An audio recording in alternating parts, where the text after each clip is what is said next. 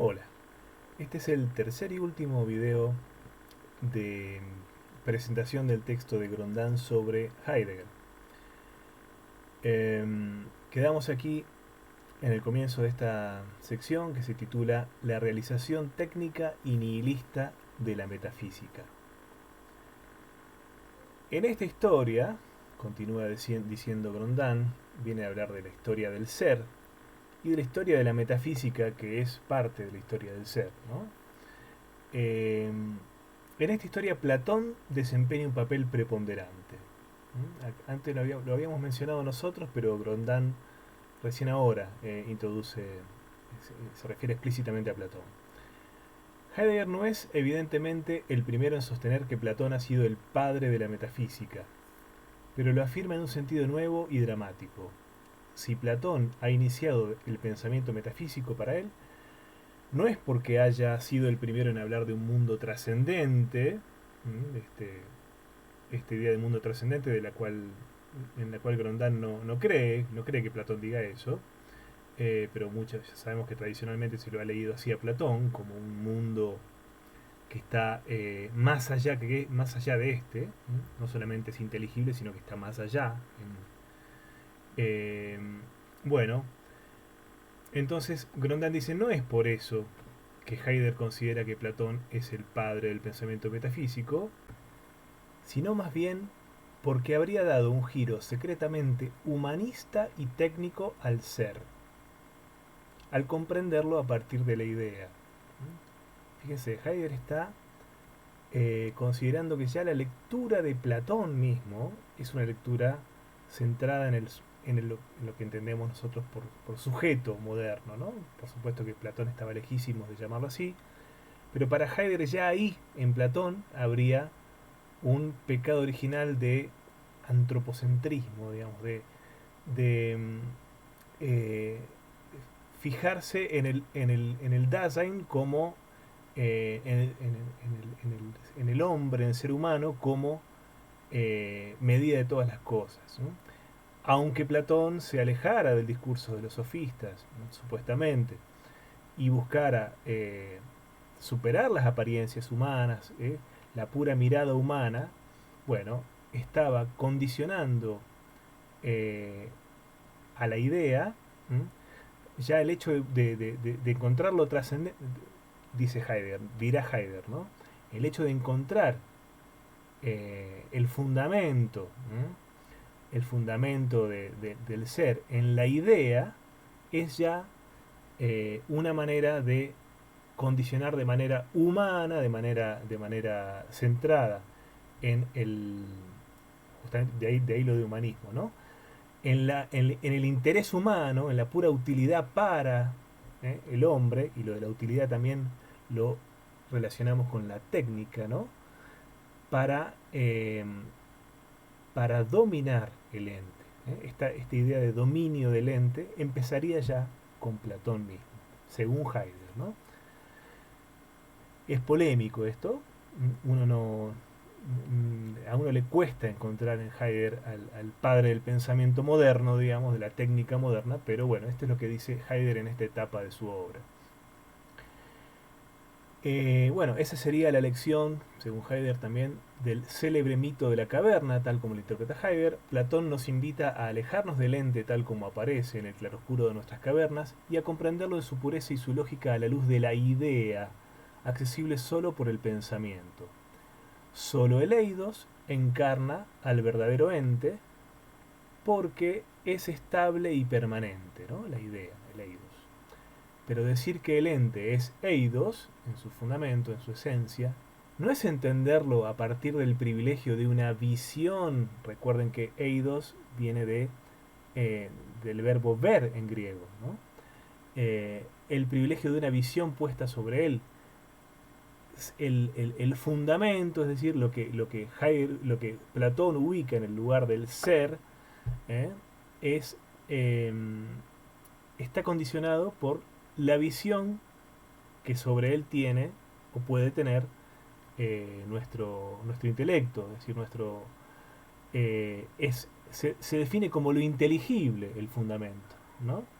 Entonces, eh, decir que el ente es eidos no es entenderlo a partir del privilegio de una visión puesta sobre él por parte del hombre, es decir, del ser humano, por lo tanto, de aquí la mirada humanista y técnica, a la que está remitiendo, a la que está haciendo alusión Heidegger y trayéndonos aquí en esta presentación Grondán. El término eidos procede efectivamente del verbo idein, que quiere decir ver, pero también conocer, lo mismo que en nuestra lengua por lo demás. Nosotros también hablamos de ver para decir que entendemos o que conocemos algo. Eh, Contemplar el ente, según la idea, sería comprenderlo, concluye Heidegger, en función de su visibilidad, como si el ser se definiera por su capacidad de ser percibido. Sin darse cuenta de ello, Platón situaba de esta manera al ente en la perspectiva de una supervisión. Fíjese aquí, la supervisión también nos remite al control, ¿no? Al control y al dominio, de donde habría nacido la voluntad de explicación total de la metafísica, así como el subjetivismo más ostentoso de la modernidad y su comprensión estrictamente técnica del ente. Hemos visto, a partir de Hegel, que la metafísica se definía por su constitución ontoteológica. Olvidada del ser, solo mira al ente, onto, y con el único fin de reducirlo a un principio unificador, teo, ¿no? El fundamento, a través del principio de razón, la lógica, que todo lo reduce al principio de causalidad, principio de razón, el principio de Leibniz, ¿no? Principio de fundamento, que vuelve racionalizable justamente al ente. Pero esta reducción ontoteológica del ente solo es posible si el ente se deja en principio captar a partir del eidos, de la idea, lo cual conduce a definirlo, estima Heidegger, en función de una visión que puede aprehenderlo fijándole unas condiciones. En este sentido, el platonismo o la metafísica en general, occidental, es un humanismo.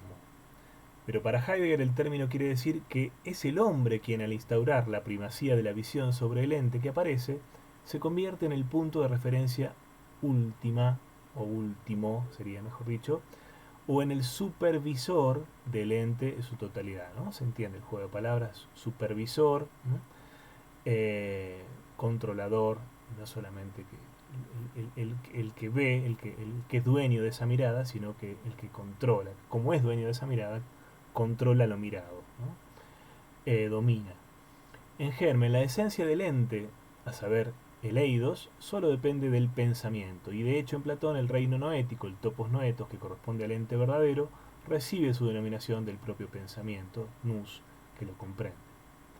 En esta constelación, subraya Heidegger, el ser ya no cuenta o no es sino un cascarón vacío de sentido, por la sencilla razón de que solo se puede contar con el ente. El ser como tal ha sido olvidado por completo, estamos en la plenitud del olvido del ser como maravilla, como misterio del ser, y hay una fijación en el ente y en el control del ente y en su puesta al servicio de la racionalidad, ¿no? Esta época metafísica para la cual el ser, aquí otra vez se tradujo mal être por ser, el francés no dice étant, sino dice être. Entonces, el ser no cuenta o no cuenta para nada. Es aquella época del nihil del ser, ¿no? De la nada del ser, o del nihilismo, concluye Heidegger.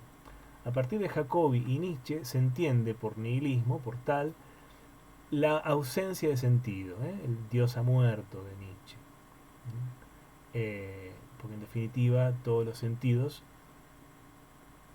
arraigan en el hombre, y entonces incluso Dios arraiga en el hombre. Entonces el descubrimiento de esa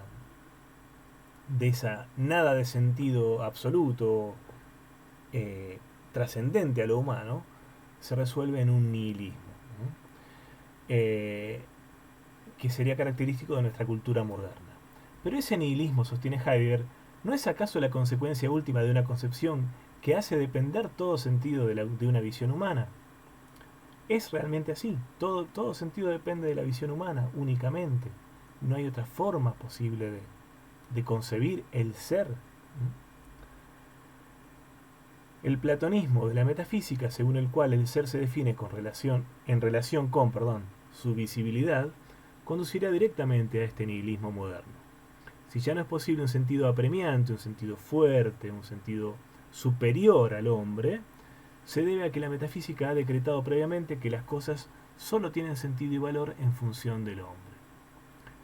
Pero valor, fíjense esto, valor quiere decir aquí que vale para el hombre.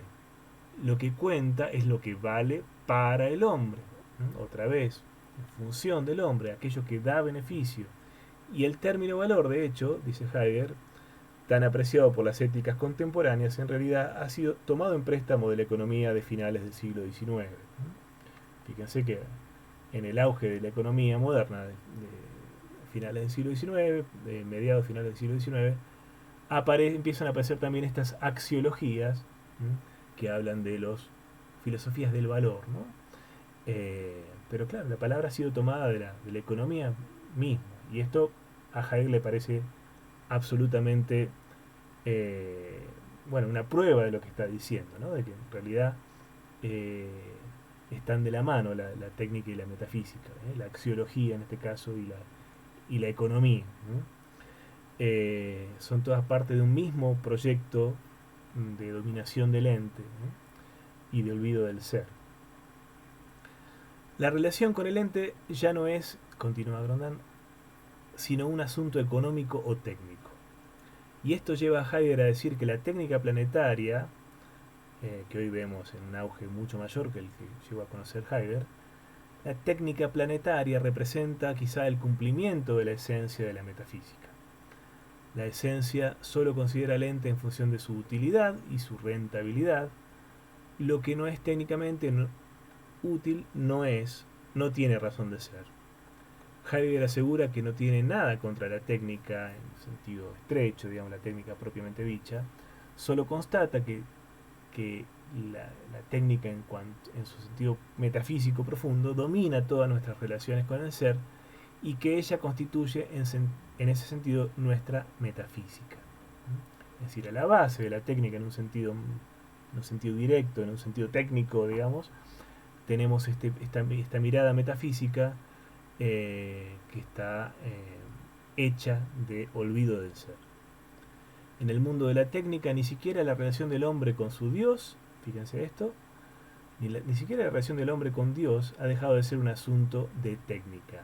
Dios no es más que un recurso que sirve para aplacar ciertas necesidades, garantizando al hombre una permanencia futura. Si recordamos en este punto que en definitiva toda esta búsqueda de utilidad y esta búsqueda de control del ente arraiga en un miedo a la muerte, en una evasión frente a la muerte como nuestra posibilidad última, Dios viene a cumplir en ese cuadro la función de un útil más. Es un Dios fabricado, como continúa diciendo acá Grondin.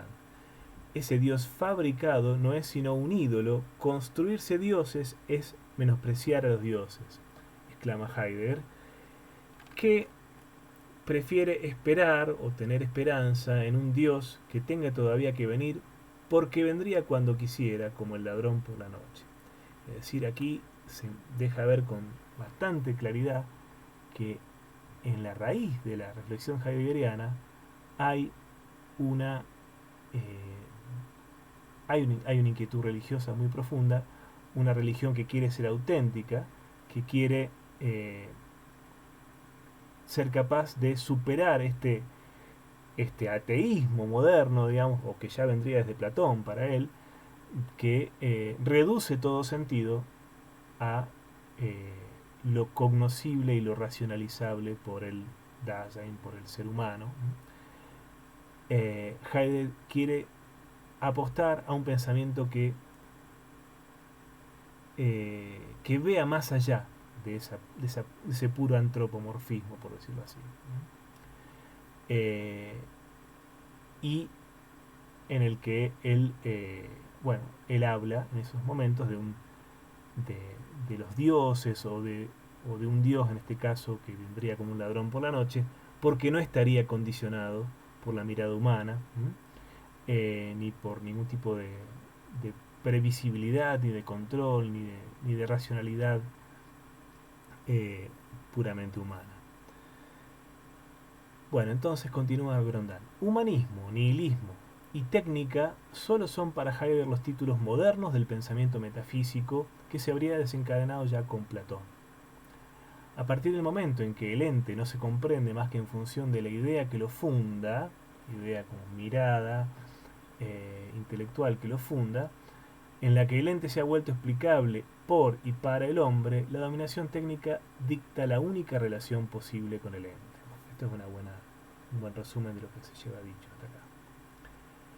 Pero Heidegger se pregunta modestamente, esto está en la versión francesa, si esta relación con el ente es la única posible. ¿No hay cierta desmesura en sostener que el ente en su totalidad se mantiene bajo la férula o el dominio de la voluntad humana? Lo que se olvida en este apetito de racionalización es quizás el acontecimiento del ser sin más. La maravilla del ser, el misterio del ser sin más, el acontecer del ser, el darse del ser sin ningún tipo de explicabilidad, por decirlo así. Se olvida que la emergencia grandiosa del ser precede y se adelanta a cualquier privilegio del ente. La metafísica, como lo confirma su realización técnica, humanista y nihilista, descansa así, digámoslo nada más, en el olvido del ser, como este acontecimiento gratuito, en última instancia inexplicable. Tan inexplicable como el hecho de que tengamos que morir, ¿no? Es así de gratuito, así de duro, así de intolerable para esa voluntad de racionalizar todo y de volver todo controlable, todo tranquilizador, por decir así. En la búsqueda de otra experiencia del ser, entonces, el último Heidegger irá a veces a descubrir en los preplatónicos, en los autores por tanto todavía premetafísicos según él, la vislumbre de un pensamiento que no sería voluntad de dominio, sino voluntad, al contrario, voluntad de acogida del ser que nos es dado sin porqué, sin razón, sin principio del fundamento, sin principio de causalidad. Este pensamiento lo sorprenderá, por ejemplo, en Parménides, en su fórmula tan simple de el ser es, y a quien le trae sin cuidado todo intento de explicación. Esto según esta etapa de Heidegger, esta interpretación que hace Heidegger. Parménides no sería todavía presa de esta voluntad de explicarlo todo, simplemente se contentaría con la afirmación tan simple como profunda de el ser es. Contentándose entonces con afirmar el ser del ser, el poema de Parménides no le imponía todavía una perspectiva humana al ente, ¿no? Y al ser, por lo tanto. En el crepúsculo de la metafísica, Heidegger espera así descubrir algo de la simplicidad y la serenidad, Gelassenheit, de este primer discurso sobre el ser. El ser es, y esto es todo. Heidegger entreverá también este pensamiento, como atestigua su meditativo Diálogo con un japonés, en las culturas orientales menos marcadas por la hegemonía de la racionalidad occidental. Bien, el siguiente apartado se titula El quebrantamiento del principio de razón, o el principio de fundamento, que es el principio de Leibniz, ¿no? Todo es por alguna razón. Con la esperanza de contribuir a otro pensamiento más contemplativo, por estar más atento al misterio del ser, el último Heidegger propone que el pensamiento adopte una cierta retirada ante la voluntad de explicación que llena la metafísica y la técnica. Que son eso, son voluntad de explicación para controlar, para dominar. De ahí la idea, la idea heideggeriana, de un Satz von Grund. Esto, vamos a ver que esta expresión tiene muchas lecturas posibles, muchas traducciones posibles. La primera de ellas es justamente el principio de fundamento o principio de razón suficiente. Esta idea que acabo de mencionar como la idea de que todo tiene un fundamento, todo tiene un porqué, todo tiene una razón, una causa, si quieren decirlo en términos aristotélicos. Y acá agrega Grondin la idea de un salto que toma distancia respecto del principio de razón. Ya vamos a ver por qué esto que se traduce como principio de razón, o principio de fundamento, mejor dicho, también tiene que ver con un salto, ¿no?, que toma distancia de ese propio principio. Vamos a ver los juegos de palabras que hace Heidegger con esa expresión, ¿no?, las lecturas que son posibles, que es posible hacer a partir de su interpretación. Bueno, entonces aquí empieza Grondin aclarando un poco estos sentidos, estos múltiples sentidos. En primer lugar, Satz vom Grund es en efecto el sutil título de un curso y de un libro de Heidegger aparecido en 1957, traducido en francés como, fíjense, El principio de razón, directamente.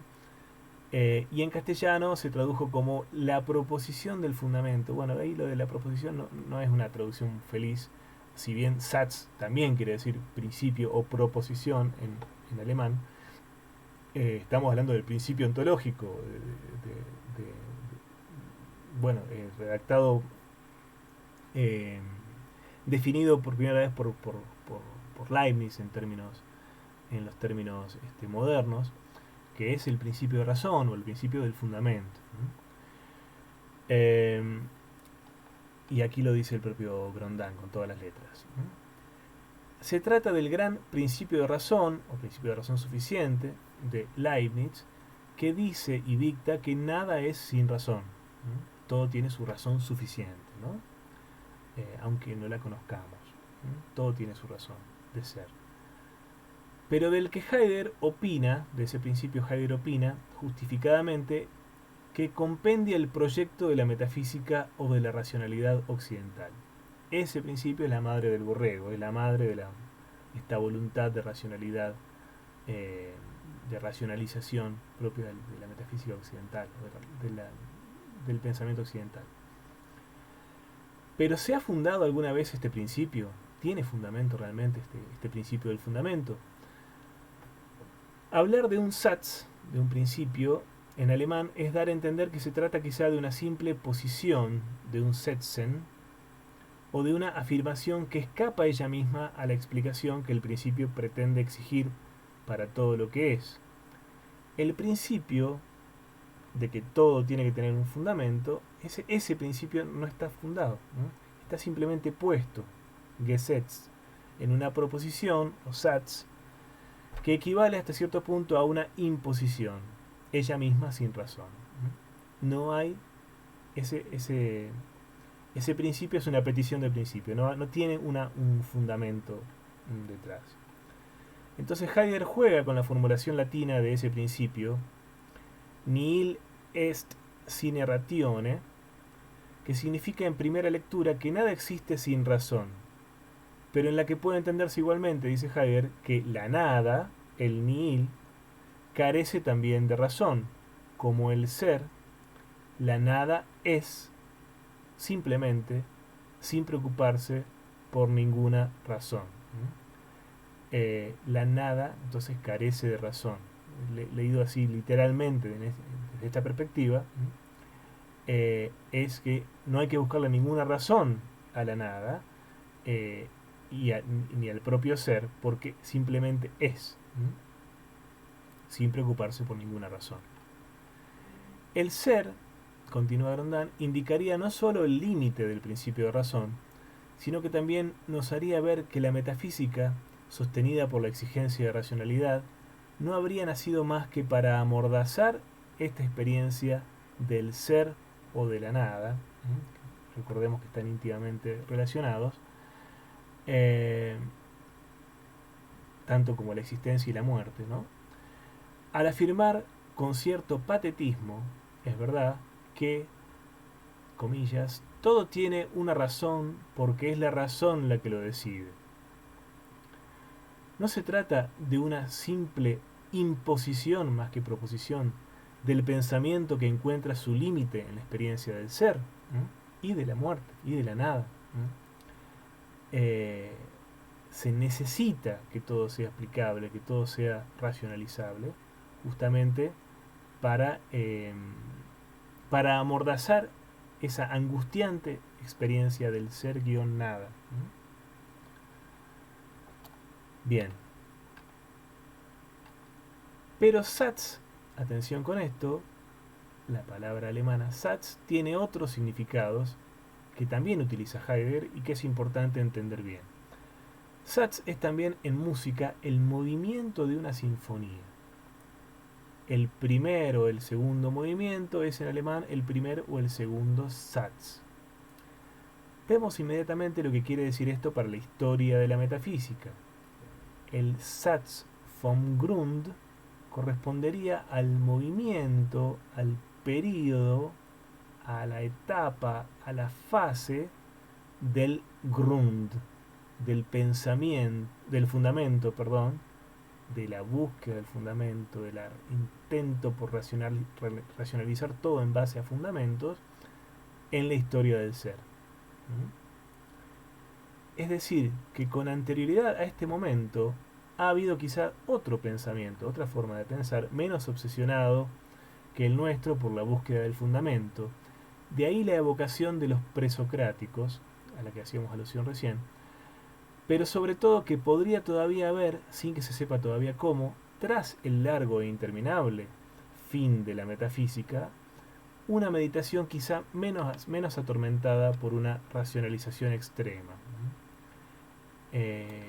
Entonces podría haber otro tipo de pensamiento y otra etapa en la historia del ser luego de esta etapa del fundamento o de la fundamentación compulsiva, ¿se entiende? Racionalización compulsiva en base a fundamentos. Se deduce de ahí el último y el más desconcertante sentido del término Satz. Un Satz es también en alemán un salto. Y aquí retomamos lo dicho al principio, que no se entendía para nada sin todo lo dicho después.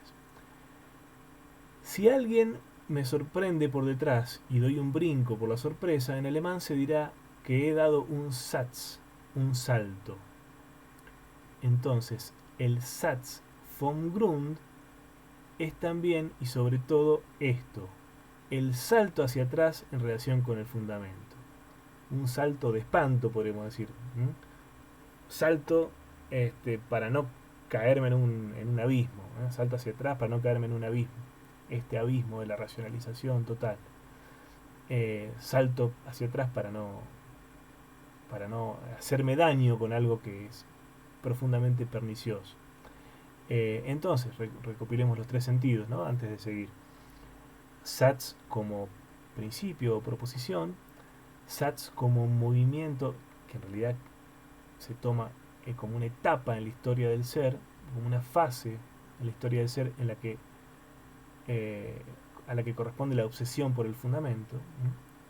Entonces la etapa del fundamento, podríamos decir así, o el periodo del fundamento. Y por último, el salto desde el fundamento. Me alejo desde el fundamento, y eso tiene que ver más bien con el propio pensamiento de Heidegger, que propone eso, dar un salto desde el fundamento, hacia atrás, hacia adelante, hacia algún lado, pero salir de ahí, de ese lugar de olvido del ser. El Satz vom Grund es también entonces y sobre todo esto, el salto hacia atrás en relación con el fundamento. Anuncia tomar distancia, un abandonarse a un pensamiento más contemplativo, a la serenidad del dejar ser, que nos permite finalmente comprender lo que es y lo que pretende ser el Grund y su orden de racionalidad. No tiene por qué tratarse necesariamente de un irracionalismo, no se trata, dice Grondin, de una propuesta de abandonar la razón y caer en el irracionalismo, como cualquier metafísico, cualquier persona que esté absolutamente comprometida con el Grund, con el pensamiento del Grund, se apresurará a declarar con un nerviosismo inquisidor que vendría a confirmar el veredicto de Heidegger sobre la cerrazón del pensamiento metafísico. Tomémonos solo una cierta distancia ante esta obsesión moderna metafísica de la fundación o de la fundamentación, pide Heidegger, a fin de considerar las cosas con algo más de mesura y serenidad. ¿No es más bien la desmesura del proyecto de racionalidad total la que no está a la medida del hombre y del misterio del hay? Brevemente, del hay ser y no más bien nada, que es algo absolutamente inexplicable. Y si en última instancia el proyecto de una explicación incesante del ente en su totalidad y la idea de hacerlo depender del sujeto humano fueran el colmo de la sinrazón, la llamada a la moderación y a la humildad que lanza el Satz vom Grund, la desestabilización del principio de razón, espera así redescubrir posibilidades del pensamiento que el racionalismo tiende a sofocar. Este pensamiento se reconoce además fácilmente en la sentencia de Pascal: no busquemos para nada certeza y seguridad. O sea, Pascal en ese sentido habría sido un moderno bastante atípico, un heredero de Descartes bastante atípico, ¿no? Bien, último apartado del capítulo se titula El alcance teológico de la superación heideggeriana de la metafísica. Si la metafísica entonces es un nihilismo y la esperanza de Heidegger está en preparar otra forma de pensar, esta ha de consistir también ciertamente en una respuesta al nihilismo y hasta en un intento de superarlo. Pero no se superará el nihilismo proponiendo de buenas a primeras nuevos valores para el hombre. Valores para el hombre. El mayor síntoma del olvido del ser reside, quizás sugiere Heidegger, en esta idea de valor, porque presupone que lo que cuenta debe depender de una valorización necesariamente humana. Esto ya lo hemos comentado antes. Pero si el hombre lo decide todo, ¿de quién depende él? ¿Cuál es su medida? Se pregunta Heidegger siguiendo el verso de Hölderlin: ¿hay sobre la tierra alguna medida? Fíjense, que afín al pensamiento de Heidegger esto, ¿no? ¿Hay sobre la tierra alguna medida que no sea humana?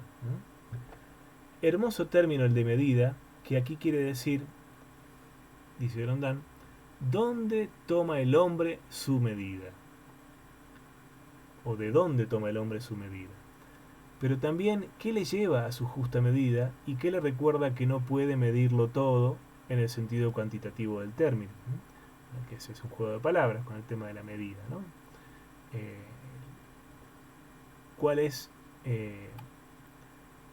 la razón del humano, digamos? Que no puede ser buscada en lo humano mismo, ¿no? Se me ocurre agregar eso, ¿no? Si el nihilismo equivale a la muerte de Dios, es porque a los ojos de Heidegger, el Dios verdaderamente divino no puede aparecer en un régimen de pensamiento metafísico. Un Dios sometido a nuestras condiciones, a nuestra racionalidad instrumental, utilitaria, temerosa de la muerte, que huye ante la muerte, ante el misterio del ser, no es un Dios auténtico. Es todavía divino, un Dios así. se pregunta retóricamente Grondin. No, no lo es. El Dios de la metafísica, pensado como centro de la racionalidad última del mundo, no es para Heidegger sino un ídolo de la subjetividad, un fetiche podríamos decirle también, que solo necesita a Dios como una garantía. Descartes. Acá vimos claramente en su momento a Dios como una garantía del conocimiento, en el conocimiento cierto, evidente en Descartes, pero ya sabemos que es una garantía, la garantía que se busca va mucho más allá de la certeza y de la evidencia, sino que se busca una garantía eh, en la permanencia. Una garantía de permanencia, es decir, de no muerte, no nada. En un mundo donde todo es explicable, un Dios divino apenas puede manifestarse, dice Heidegger. Un Dios verdaderamente divino, un verdadero Dios, no puede manifestarse en un mundo donde todo es explicable según la racionalidad humana. Es lo mismo que decir que la metafísica es un ateísmo, concluye Heidegger. Esto es un pensamiento que se cierra a todo lo que no es ella, a la posibilidad por tanto de lo totalmente otro, que será necesariamente el Dios que ha de venir. Ha de ser algo totalmente otro. En la noche de la ausencia de los dioses, solo otro pensamiento se encuentra quizás en condiciones, apuesta Heidegger, de mantener abierta esa posibilidad, que sería el lugar de un posible encuentro entre los mortales y lo divino. La idea según la cual la metafísica habría sido un olvido del ser, no es pues una tesis sobre un tema que malhadadamente se hubiera olvidado en los manuales de metafísica, sino una proclama de la indigencia, necesidad, de nuestra época, a la que le han cortado todos los vínculos con un orden superior. A este orden, a esta medida superior a la humano, apunta en definitiva el tema del ser y de su olvido. En un mundo en donde todo depende en última instancia del hombre, lo divino no tiene razón de ser o no aparecerá más que para responder a una necesidad humana de satisfacción o explicación. Este Dios fabricado, estos falsos dioses fabricados para satisfacer la racionalidad humana y su necesidad de permanencia. No es más que un ídolo creado por el hombre, desprovisto de toda grandeza divina. Pensar el ser, en cambio, dirá Heidegger en sus manuscritos más personales, conocidos hasta el día de hoy, quiere decir pensar la necesidad de la divinidad de los dioses. Pensar, pues, en un Dios que sea auténtico, que sea todavía divino.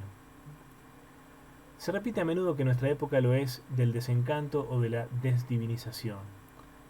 Heidegger habla más bien de una Gottesverlassenheit, de un desistimiento, bueno, esa traducción es un poco cuestionable, un abandono sería, se desiste de los dioses, se prescinde, se abandona a los dioses, que significa no solo que ya no necesitamos a los dioses, sino además que son ellos quienes nos han abandonado en algún sentido,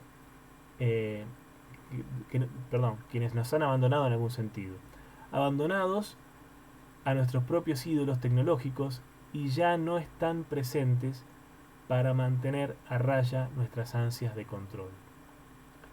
Según Heidegger, el síntoma más claro de esta indigencia, de esta necesidad, de esta pobreza también, es que ya no se la siente como tal en un mundo en que todo funciona porque todo está bajo control.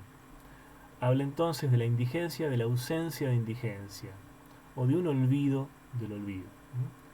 Somos tan indigentes que no somos capaces de percibir nuestra propia indigencia en este sentido. Estamos tan olvidados del ser, que no somos capaces de percibir ese olvido. La idea de un olvido del ser surge pues de una indigencia que podemos calificar de religiosa en el sentido más amplio y más impreciso del término, en sentido vago.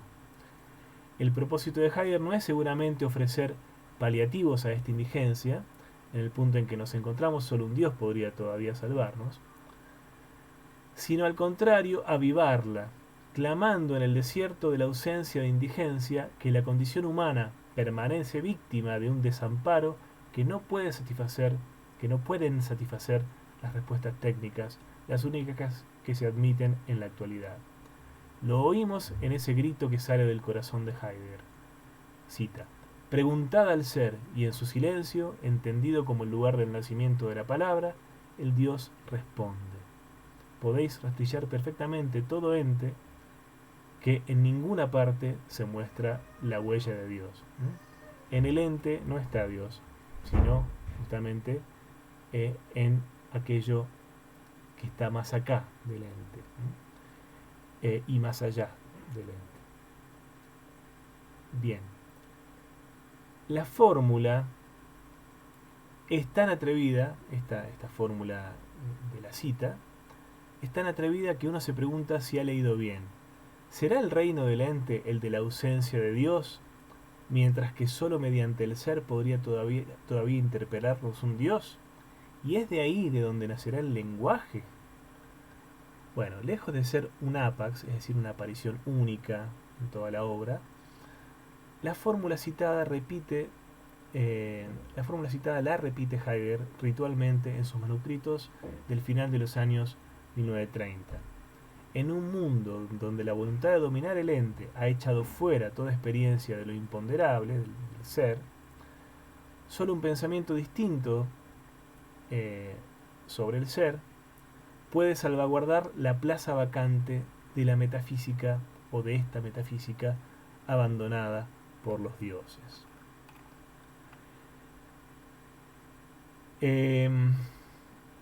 Por esto, finalmente Heidegger ha acabado tomando una cierta distancia en relación con el proyecto de una superación de la metafísica, que era su idea fija desde finales de la década de 1930. Porque la metafísica, en cuanto no pensamiento del ser, era de por sí una respuesta, concede Heidegger, una primera reacción ante el ser. Por lo menos esto, porque el ser en el momento actual deja perfectamente indiferente al pensamiento. Ahora ni siquiera hay una falsa respuesta, una mala respuesta ante el problema del ser. Directamente en esta época del nihilismo consumado, ni siquiera el ser es pensado mínimamente. El último Heidegger se verá a veces inducido a contemplar en la figura histórica de la metafísica un acontecimiento en la historia del ser que mediante su silencio dejaba presentir algo del misterio del ser. En la historia de la metafísica el ser sigue siendo, en efecto, lo oculto por excelencia. Pero ese ocultamiento, susurra Heidegger con su vena más mística, ¿no podrá ser también un pequeño indicio del ser? ¿Y en qué sentido? Bien, pues en el sentido en que ese ocultamiento podría traducir la retirada o el rechazo del ser en régimen metafísico. Otra pregunta: ¿y si la esencia del ser reside en la retirada, en el rechazo que opone al pensamiento dominador o metafísico? Antes que ser un olvido del pensamiento, la ausencia del ser podría ser el hecho del ser mismo, que se excluiría del régimen metafísico, más aún que se protegería con su rechazo. Ideas prodigiosamente especulativas que desconcertarán a cualquier pensamiento racional, pero esto no es necesariamente una catástrofe para Heidegger. Bueno, es este y no el anterior, como dije mal antes, el último apartado del capítulo, titulado, a manera de pregunta, ¿un pensamiento secretamente metafísico? Y dice: el debate de Heidegger con la metafísica puede parecer a menudo muy alambicado, es decir, rebuscado, complicado, excesivamente sutil. Es verdad que sus textos son a veces bastante crípticos, algunos han hablado maliciosamente de mitomanía incluso, pero su experiencia fundamental del ser se reduce a una cosa muy simple. incluso a lo que hay de más elemental, a saber que hay ser y no más bien nada, y que en él somos el tiempo de un tiempo. Esta temporalidad del ser que es más amplia que nuestra propia temporalidad y que la abraza, la abarca. La historia del ser, que, de la que se puede decir lo mismo, que nos abarca, que es mucho más amplia que nuestra propia historia. Según Heidegger, esta experiencia del ser ha sido la de los primeros pensadores griegos. Hay ser, el ser emerge y nos sumerge. Pero si esta maravilla, fundamental pese a todo, de la naturaleza, physis, que brota y rebrota sin cesar, no es sentida ya en su estupefaciente simplicidad, se debe, estima Heidegger, al pensamiento metafísico ávido de explicación y de certidumbre. Ante el misterio del ser, toda explicación llega demasiado tarde, va a decir Heidegger. La verdadera fuerza del pensamiento de Heidegger sobre la metafísica reside quizá no tanto en la elaboración de un nuevo pensamiento del ser, que él sabe que es necesariamente titubeante, como en la destrucción de las evidencias de la razón calculadora. La virtud de Heidegger es más bien negativa, ¿no? Es más una virtud por la negativa, ¿no? por lo que destruye, por lo que deconstruye, para decirlo con Derrida, que por lo que propone, ¿no? Más que por lo que propone. Pero en la medida en que llega así a despertar el espíritu ante un misterio que no podrá explicar jamás, podría ser que recondujera la metafísica a una de sus más elevadas posibilidades, es decir, el asombro ante el ser que lo abarca todo.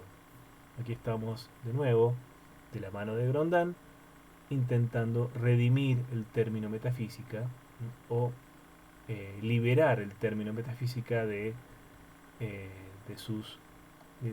aquello que lo ata a esa única experiencia del olvido del ser, como abriéndolo a posibilidades superadoras de esa historia fallida que ha tenido hasta ahora. En el fondo, el recorrido de Heidegger podría revelarse, continúa Grondin, más metafísico de lo que parece.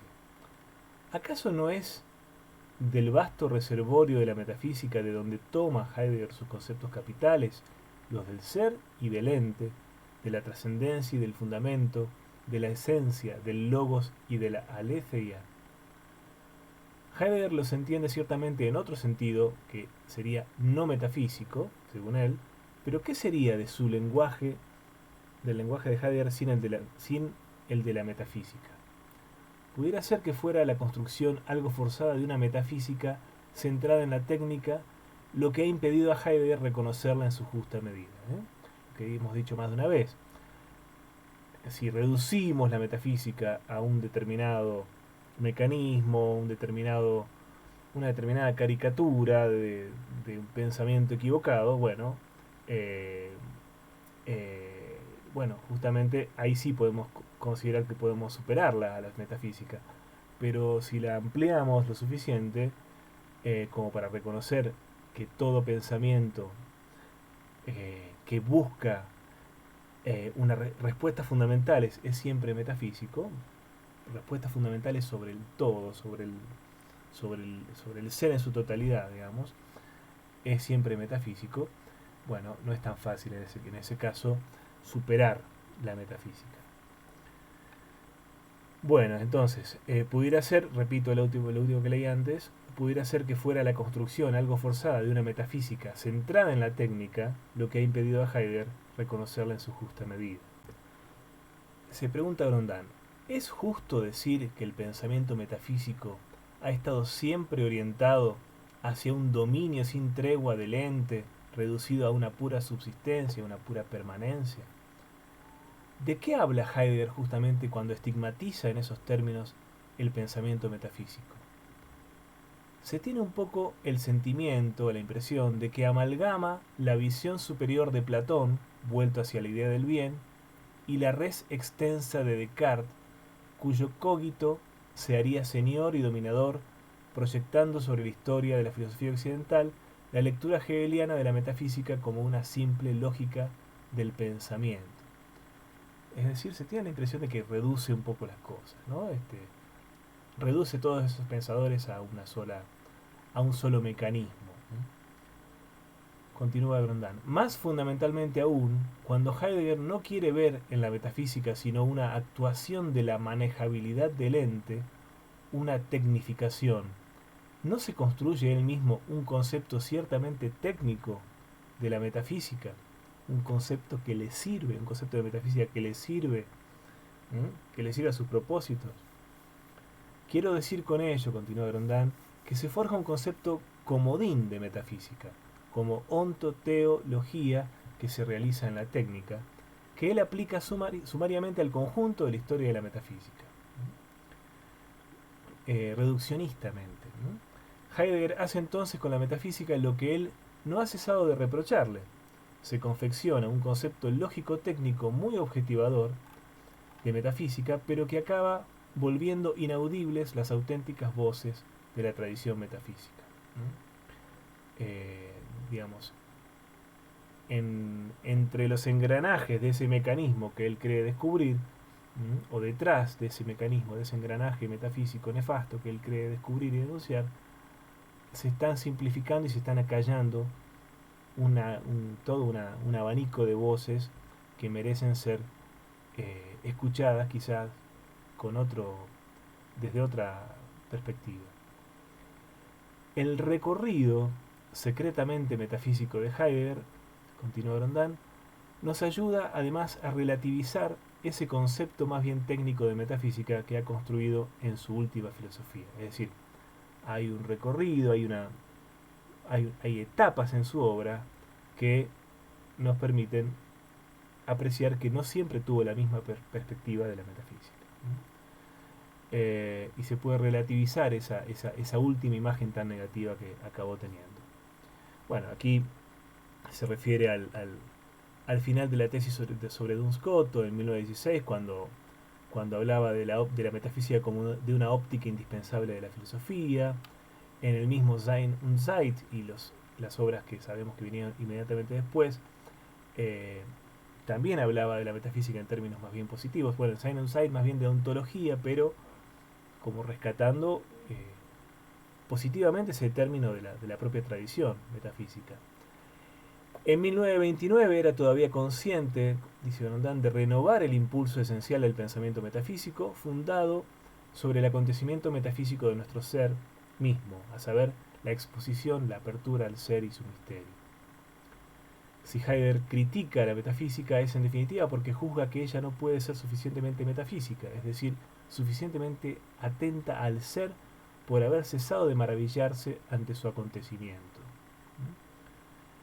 Pero ¿no nace la metafísica y no renace sin cesar de ese asombro del cual Heidegger no es el primero ni el único en hablar? ¿No ha surgido siempre de ese asombro la mejor metafísica?